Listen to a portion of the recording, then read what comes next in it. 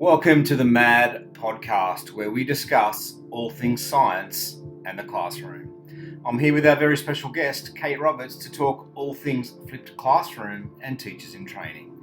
Welcome to the podcast, Kate. Thank you, Tim. Thank you for having me. All right, we're going to talk about the greatness of a flipped classroom and how that can help teachers get more out of their class and more invested in their teaching. So what is a flipped classroom? Let me just define that for you and let you know. It is a learning methodology that teachers can use where our students are introduced to a topic at home or at their own time via some videos or related textbook passages or even a lecture you've already made up yourself. Then students come to the class armed with the knowledge they've learnt and participate in classroom discussions, problem solving and group work to further expand on their knowledge. Wow, so what might this look like in the classroom setting? What we could do, let's imagine for a moment, you're a Year 12 biology teacher. They have a lot to cover and there is a lot of information that they need to get through.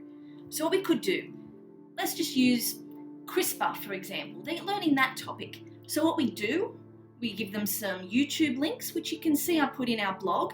Go to those YouTube links, have a look at those, understand what they're talking about, and explain CRISPR in their own words, in their own way, at home. Just for those listening at home, just very briefly, what is CRISPR? So CRISPR it has an acronym and it's a gene editing tool that was discovered back in 2016. And it's a way that they have come to get rid of some diseases. It's got a lot of ethical questions surrounding it, which is a great thing for classes to discuss.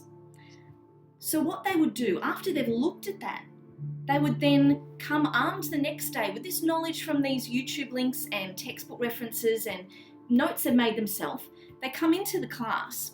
We could then divide the class up in two groups and have what we could call a fishbowl demonstration or a discussion ring. So you get the class in two groups. One class makes a circle in the middle with chairs. They sit in that. The other half sit behind them. And the class in the middle circle, they then ask questions and go, what do you think about this? Or do we wipe out an entire species that we consider harmful to society?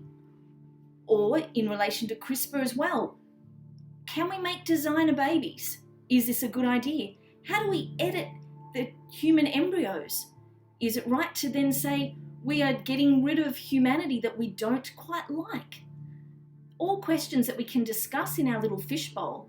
The students then have that time, the ones that were listening, then take the place of those sitting in the front, in the middle circle, and they then have a turn to discuss and speak on what they've learnt. But they have classroom rules with their discussion. You take everyone's questions with validity and not say things that would tear them down.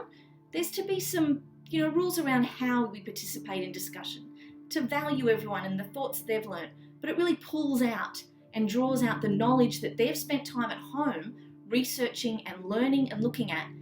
And then the teacher sees what they've done. They can see who participates, see the questions that are answered or discussed, then talk about anything else that maybe just needs a little refining in their knowledge and their what they've studied. And then the teacher can move on. And we as teachers go, okay, they've seemed to get a good grasp of this. They're thinking through this topic and these subjects and then move on to the next one. It's a great way to bring in information in a way that students can do at their own time and get through some of this mountain of knowledge that our biology students, for example, need to get through. It's a great way to do things in the flipped classroom. Fantastic, Kate. Thank you for joining us today on Making a Difference, your science blog. Don't forget to like and subscribe and tune in next week when we look at our next topic in our special series. Thank you, Tim.